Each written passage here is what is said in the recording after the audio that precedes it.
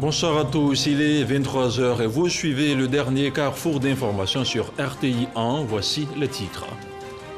L'Union économique et monétaire ouest-africain UEMOA a procédé ce jeudi à Abidjan à la remise des magasins de conservation des graines et des récoltes au ministère de l'Agriculture et du Développement rural. Du matériel roulant et des équipements ont également été remis aux agriculteurs. Le projet a coûté 3,5 milliards de francs CFA. Les personnes du troisième âge et la pandémie de la Covid-19 en Côte d'Ivoire, comment vivent-elles cette période de crise sanitaire mondiale? La question de la protection de nos seniors est au cœur de nos préoccupations dans ce journal. Avec ce dossier de la rédaction de RTI 1 que vous suivrez au cours de cette édition, une idée du Super Ebony 2019, Serge Kolia. Et puis au Burkina Faso, Roch-Marc Christian Kaboré est arrivé en tête du scrutin présidentiel avec 57,87% des voix devant Edi Komboigo et Zéphirine Diabré, selon des résultats provisoires délivrés par la Commission électorale nationale indépendante. Le taux de participation pour ce scrutin a été de 50,79% des voix. Et on démarre avec ces messages de félicitations adressés au président de la République. Et on commence avec ce premier. Excellence, j'ai le grand plaisir de vous présenter mes sincères félicitations à l'occasion de votre réélection en qualité de président de la République de Côte d'Ivoire. J'espère qu'à la lumière de bonnes relations, de bonnes et amicales coopérations des deux pays, nous serons de plus en plus témoins du développement et de l'approfondissement des relations dans tous les domaines d'intérêt. Signé Hassan Rouhani, président de la République islamique d'Iran. Et ce deuxième message adressé au président Alassane Ouattara. Monsieur le président de la République et chers frères, à l'issue du scrutin organisé le 31 octobre 2020, le peuple ivoirien vous a porté une nouvelle fois à la magistrature suprême de votre pays. À cette heureuse occasion, il m'est particulièrement agréable d'adresser à votre Excellence mes vives et chaleureuses félicitations auxquelles je joins celles du peuple gabonais et du gouvernement de la République. Par ce vote, le peuple de Côte d'Ivoire vient de renouveler son attachement à la poursuite de votre programme de développement économique et social, dont la pertinence se traduit par une modernisation de votre pays, signé Ali Bongo Ondimba. Je vous le disais en titre, le ministère de l'Agriculture et du Développement rural a remis ce jeudi à l'immeuble de la Kestab au Plateau les clés de 26 magasins de stockage et de conservation de produits agricoles aux organisations professionnelles du secteur. Des ouvrages entièrement construits et équipés dans le cadre d'un projet réalisé par la commission de l'UEMOA pour le compte du gouvernement ivoirien. Outre ces magasins de stockage, du matériel roulant et des équipements de bureau ont également été remis aux agriculteurs, le tout pour un montant global de 3 milliards de francs CFA. Le compte-rendu de Jean-Luc Bangbo. 6 magasins de stockage d'une capacité globale de près de 7000 tonnes de produits agricoles, entièrement équipés pour les organisations professionnelles agricoles, du matériel roulant et des équipements informatiques. Fruit du partenariat réussi entre la Côte d'Ivoire et la Commission de l'Union économique et monétaire ouest-africaine, UEMOA. L'organisation sous-régionale qui s'est engagée à appuyer la sécurisation de la production agricole et à garantir la sécurité alimentaire. L'accroissement de la production et l'organisation des circuits de commercialisation des zones de production vers celles de consommation nécessitent des infrastructures adéquates. Nos agriculteurs perdent entre 30 et 35% de leur production agricole en post-récolte. C'est un investissement de 3,5 milliards de francs CFA consenti par l'UEMOA. Les ouvrages ont été réceptionnés par le ministère de l'Agriculture et du Développement rural qui les a rétrocédés, séance tenante, aux organisations bénéficiaires. Celles-ci s'attendent ainsi à voir évoluer leurs conditions de vie et de travail. C'est un début d'amélioration de nos conditions de travail. Je crois que c'est ce qui fait la différence entre avant où le produit pouvait rester dans nos maisons, pas forcément dans les magasins appropriés. Ça pouvait rester aussi bord champ.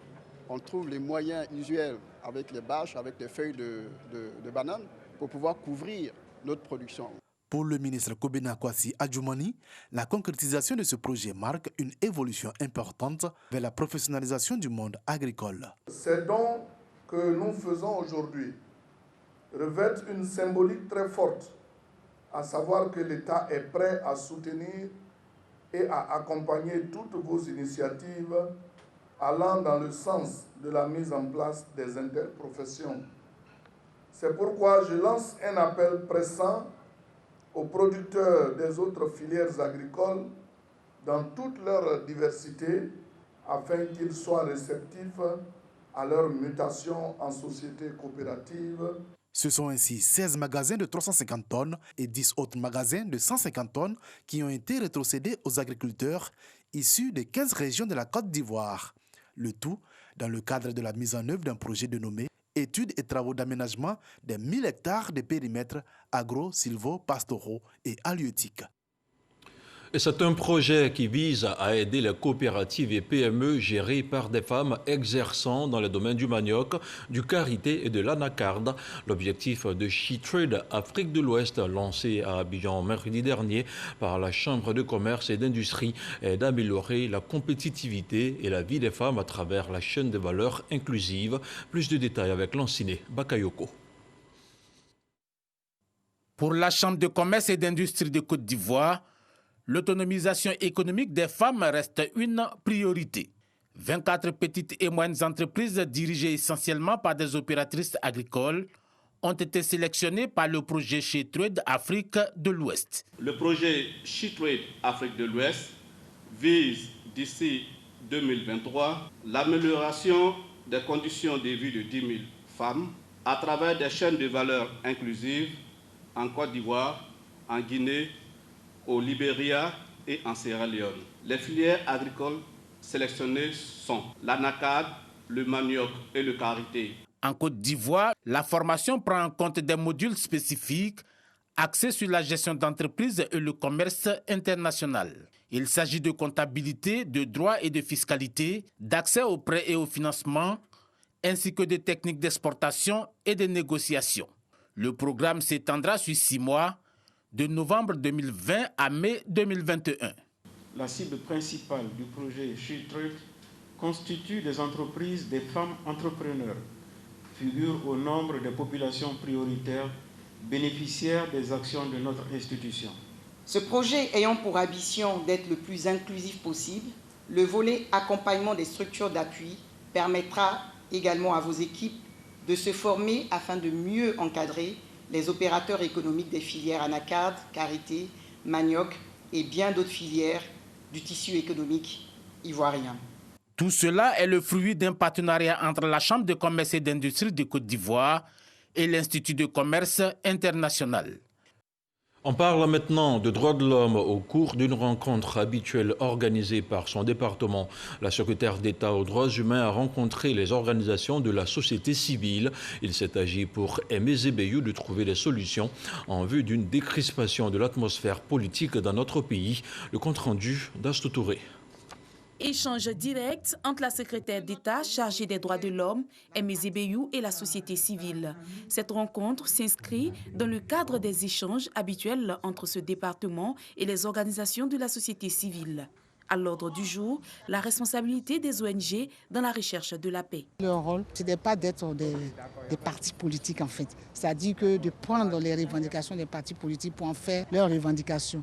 C'est ça en fait. Et deuxièmement, c'est d'accompagner selon la constitution d'être des acteurs du développement. Or, il ne peut pas y avoir de développement s'il n'y a pas un climat apaisé. Occasion pour les représentants de la société civile de faire des propositions et relever quelques préoccupations. Il faut une meilleure connaissance des textes par la société civile qui passe par le renforcement des capacités, une meilleure maîtrise de la constitution ivoirienne et des principes démocratiques. Il faut également une loi qui définit clairement qui est acteur de la société civile et qui n'est pas forcément membre d'un parti politique pour éviter l'amalgame. Il faut qu'on sorte un peu de la justice traditionnelle. Il faut rechercher les auteurs, les exécutants surtout. Il faut mettre les victimes au centre de l'action. Les actions politiques, c'est vrai, ça fait apaiser, mais il faut surtout penser aux victimes. Namisata Sangaré, présidente du Conseil national des droits de l'homme, a pris part à cette rencontre d'échange. Elle salue l'initiative. Nous avons travaillé avec la société civile à l'effet de la doter d'une loi. Donc, puisque le rôle de la société civile est reconnu dans la loi fondamentale, normalement cela doit appeler à une loi. Et nous déjà, nous avons pris les taureaux par les cornes en appelant toute la société civile à travailler sur une proposition que nous avons déposée depuis 2 ans sur la table du ministre de l'Intérieur. Une trentaine d'acteurs de la société civile a pris part à cette rencontre. Le président du conseil régional de Lamé appelle au retour définitif de la paix et de la cohésion sociale entre les différentes communautés d'Akoupé. Jérôme Patrick-Achi est allé à la rencontre des populations. Pour rappel, les 30 et 31 octobre dernier, la ville d'Akoupé et la sous-préfecture d'Aféry étaient le théâtre d'affrontements intercommunautaires qui ont fait d'énormes dégâts et plusieurs blessés. Mamadou Kouassi. Pour cette deuxième visite en moins d'1 mois aux différentes communautés de la ville d'Akoupé et de la sous-préfecture d'Aféry, le ministre d'État Jérôme Patrick-Achi était porteur d'un message du président de la République, Alassane Ouattara. Inviter les différents peuples à ressouder le tissu social entaché par les violences survenues les 30 et 31 octobre dernier. Des violences qui ont enregistré 3 morts à Akoupé et à Aféry. Le ministre d'État, secrétaire général de la présidence de la République, Jérôme Patrick-Achi, par ailleurs président de la région de Lamé, a apporté le réconfort et la compassion du chef de l'État aux familles endeuillées et aux blessés des 2 camps. Aujourd'hui, avec le retour de la paix, l'envoyé du président de la République a exhorté la population du département d'Akoupé à la retenue et surtout à la paix et à la cohésion. Il faut tous nous regarder en frères. Le plus important, c'est la foi en Dieu, le seul Dieu dans lequel nous croyons tous. Donc je suis ici avec vous et je vous réconforte et je vous apporte également mon appui, mon soutien pour continuer à prier Dieu afin que la paix règne dans notre pays, que l'entente règne entre les hommes, qu'il apaise le cœur des hommes et que tous vivent dans la fraternité parce qu'il n'y a pas de différence entre nous. Chacune des communautés visitées a pris l'engagement d'œuvrer pour la paix et de lutter surtout contre les violences. Après Akoupé, le ministre d'État, Jérôme Patrick-Achi, a échangé avec les différentes couches de la société du département d'Azopé. Il a invité les représentants des populations à être des acteurs de paix et surtout à transmettre le message de la tranquillité et de la cohésion pour que la flamme de la paix et du vivre ensemble allumée sur Azopé puisse illuminer toute la région de Lamé. On continue à parler de cohésion sociale. Une caravane pour le changement de mentalité et la promotion de la paix va bientôt sillonner les villes de Yamoussoukro, de Gagnoa et de Ferkessédougou. Le lancement de cette caravane a eu lieu ce jeudi dans la commune d'Abobo. C'est une initiative du secrétariat d'État au renforcement des capacités, nous dit Michel Digré. Le développement durable passe par la paix, mais la paix elle-même est conditionnée par des comportements nouveaux. C'est une priorité pour le secrétariat d'État au renforcement des capacités qui lance une caravane à partir d'Abobo pour un changement de mentalité au profit de la paix. Pourquoi le choix d'Abobo? Parce que Abobo pour nous est un modèle. Nous sommes partis d'une commune avec énormément de préjugés. Comment on appelait Abobo? Abobo, la guerre. Et puis, petit à petit, parce que les autorités, les premiers magistrats, le premier magistrat de la commune d'Abobo a dit un autre Abobo est possible. Et petit à petit, il a construit, il est en train de construire une commune, il est en train de bâtir un projet dont nous sommes aujourd'hui fiers. L'objectif de cette caravane est de renforcer les capacités des leaders locaux en matière de leadership pour promouvoir la paix dans leur localité. J'invite donc nos concitoyens à accompagner les efforts du gouvernement en adoptant des comportements civils et citoyens. Cette initiative bénéficie de l'appui de l'association internationale Youth Fellowship. Après Abobo, la caravane se rendra dans les localités de Yamoussoukro, Gagnoa et Ferkessédougou. Autre chose à présent, plusieurs acteurs du comité de suivi pour la prise en compte du genre dans le processus électoral en Côte d'Ivoire étaient en atelier à Grand Bassam. Le bilan des activités a été passé au peigne fin afin de tirer des leçons du processus électoral d'octobre dernier. Un bilan qui ressort la faible représentativité des femmes dans le processus électoral, tant au niveau de la CEI que des partis politiques. Un bilan assorti de propositions concrètes en vue de mieux préparer les prochaines joutes électorales dans notre pays. Le compte-rendu de Sephora Zegui à suivre dans nos prochaines éditions. On fait à présent le point de la situation de la Covid-19 dans quelques instants.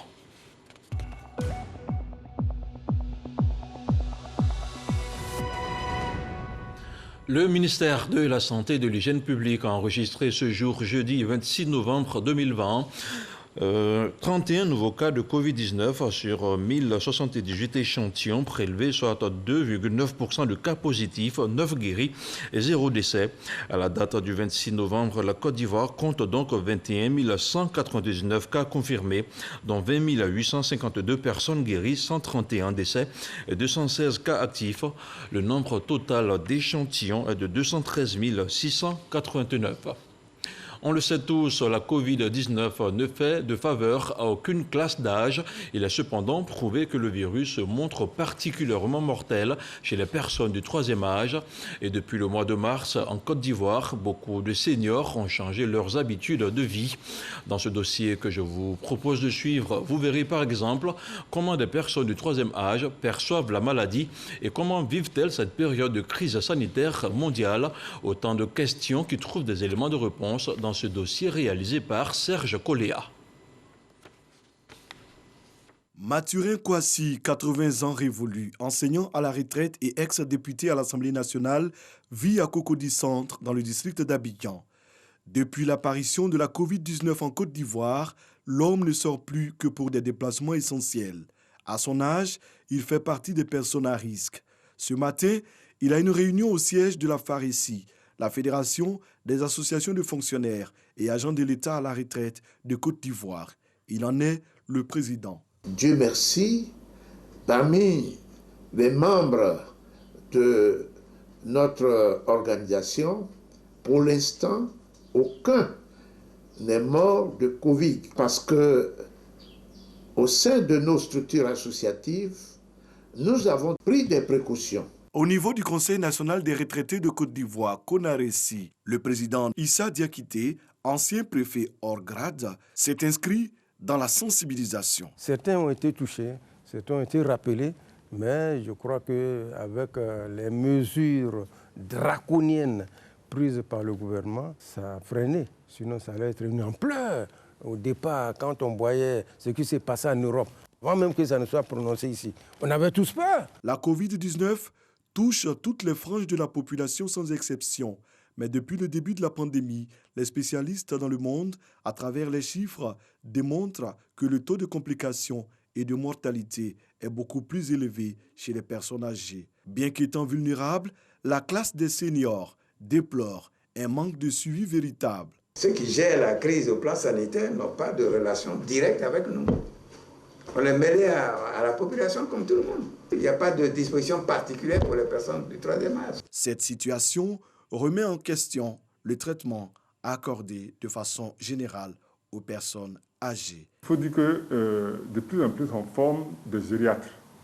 Vous avez de plus en plus de gériatres qui s'occupent spécifiquement des personnes âgées.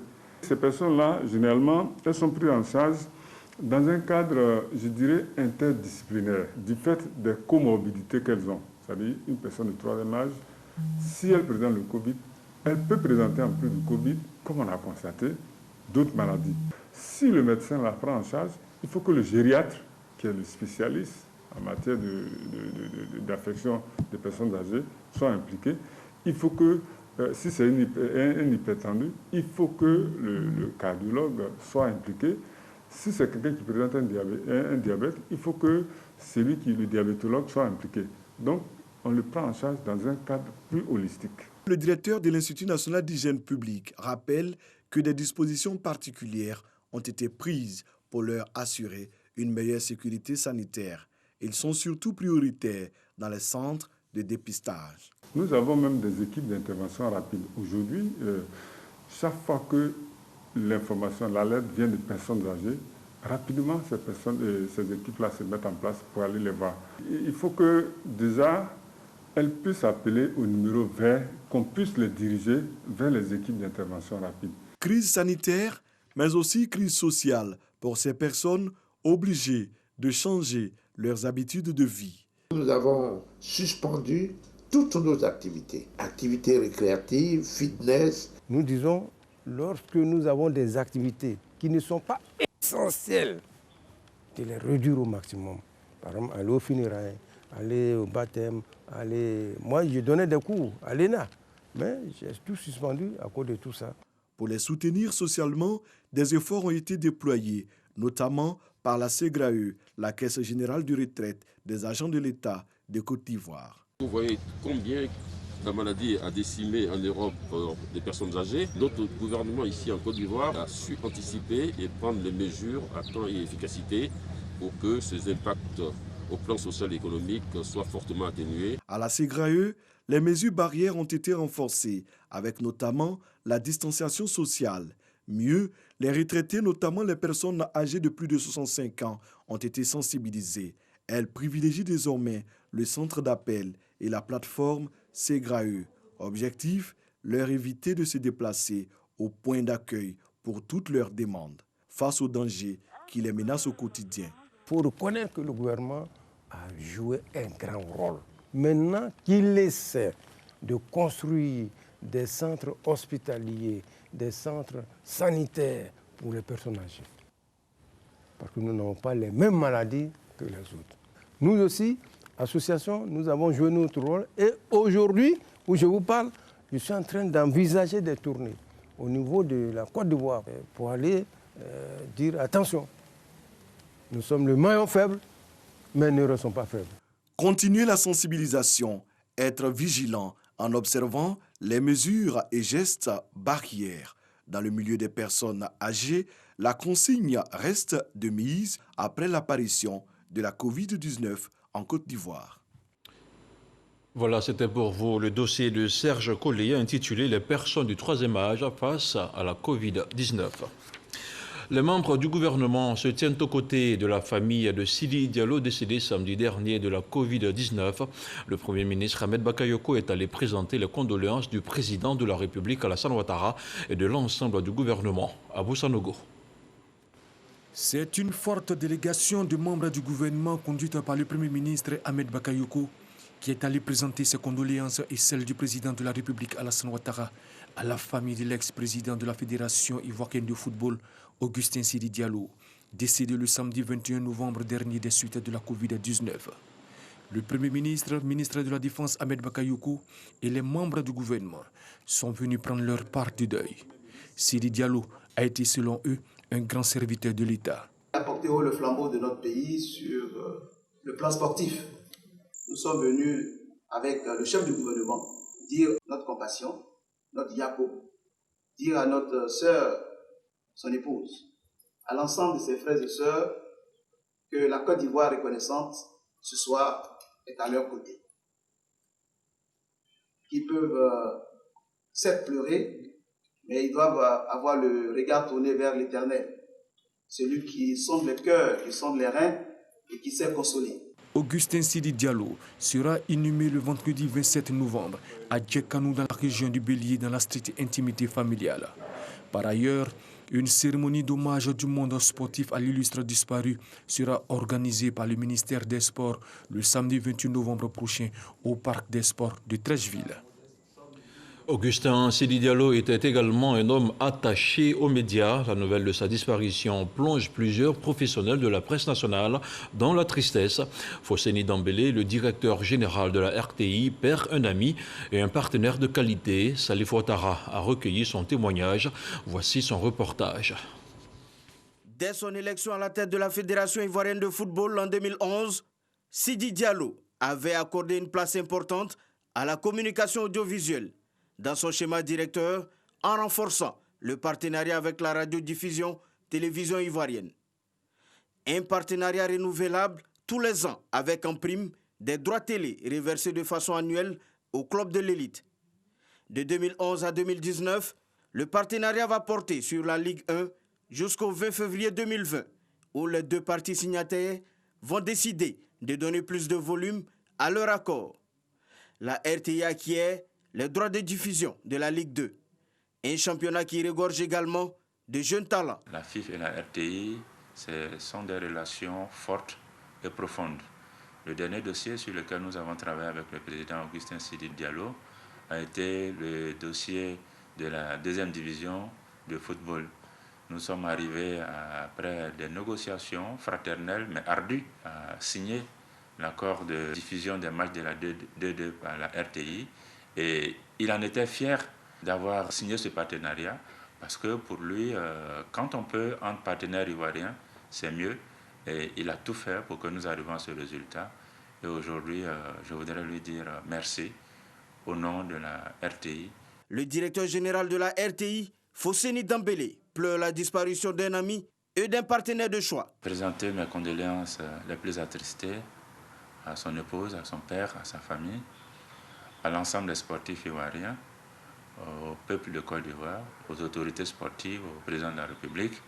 Je voudrais dire que pour nous-mêmes ici, RTI, cette disparition est ressentie profondément. Toujours dans le sens des hommages, le mouvement sportif organisera le samedi 28 novembre une grande cérémonie d'hommage dédiée à l'illustre disparu sur la pelouse du Parc des Sports de Treichville. On le croyait immortel, mais l'annonce de la mort de l'ancien numéro 10 a suscité une onde de choc en Argentine.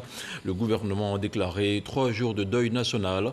Selon les autorités, près d'1 million de personnes sont attendues pour défiler devant le cercueil de Pipe de Oro et ainsi saluer la mémoire de l'un des meilleurs joueurs de l'histoire du football, Diego Maradona. Puis dans l'actualité hors de chez nous, au Burkina Faso, le président sortant a été réélu pour un second mandat avec 57,87% des voix, selon des résultats préliminaires communiqués par la commission électorale. Ces résultats doivent encore être validés par le Conseil constitutionnel après examen d'éventuels recours. Envoyé spécial à Ouagadougou, Sidonie Davila. Un coup KO réussi pour Roch-Marc Christian Kaboré. Il rempile pour un second mandat comme président du Burkina Faso selon les résultats provisoires proclamés par le président de la CENI, Commission électorale nationale indépendante, Newton Ahmed Barry. Kaboré Roch Christian Marc, 1 654 982 voix, soit 57,87%.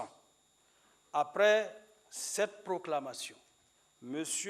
Kaboré Roch Christian Marc, avec 57,87% des suffrages, est déclaré élu provisoirement dès le premier tour comme président du Faso. Dans le trio des têtes, le candidat du CDP, Congrès pour la démocratie et le progrès, Edi Kombouego, vient en seconde position, suivi du chef de file de l'opposition, Zéphirin Diabré, de l'UPC, Union pour le progrès et le changement. Selon le président de la CENI, le taux de participation s'élève à 50,79%. Roch-Marc Christian Kaboré, depuis le siège de son parti, exprime ses premiers sentiments. Je voudrais profiter de l'occasion pour saluer tous ceux qui ont participé à cette élection présidentielle dès le départ, à l'ensemble de ces candidats. J'ai un profond respect pour leur engagement et pour les différents programmes qu'ils ont déroulés durant cette campagne. Je voudrais les féliciter de leur participation. La réaction de l'opposition ne s'est pas fait attendre. Elle a produit une déclaration commune. L'opposition politique, à travers l'accord politique de Ouagadougou, prend acte des résultats provisoires proclamés par la CENI. Se réserve le droit d'utiliser les voies légales de recours pour traiter des irrégularités relevées au cours du déroulement du processus électoral et tout particulièrement au cours du scrutin du 22 novembre 2020. l'opposition politique réaffirme à l'attention de l'opinion publique nationale et internationale sa volonté renouvelée de préserver la paix, la stabilité et la sécurité au Burkina Faso en plaçant l'intérêt supérieur de la nation au-dessus de toute autre considération. Monique Yelikam, l'unique femme parmi les 13 candidats en lice, 0,23% des suffrages exprimés, ne se décourage pas pour autant. Nous sommes dans un processus et chacun écrit son histoire. Et nous, nous sommes dans une démarche de construction méthodique. Donc je suis convaincue que mon combat aboutira un jour, portera des fruits. Selon le code électoral, le Conseil constitutionnel dispose de 15 jours pour donner les résultats définitifs de l'élection présidentielle. Un délai qui débute après la période de 7 jours pour les recours. Et ce journal est terminé. On se retrouve demain à 6h30 pour une nouvelle session d'information. Merci de nous avoir suivis. Agréable soirée à tous. Bonsoir.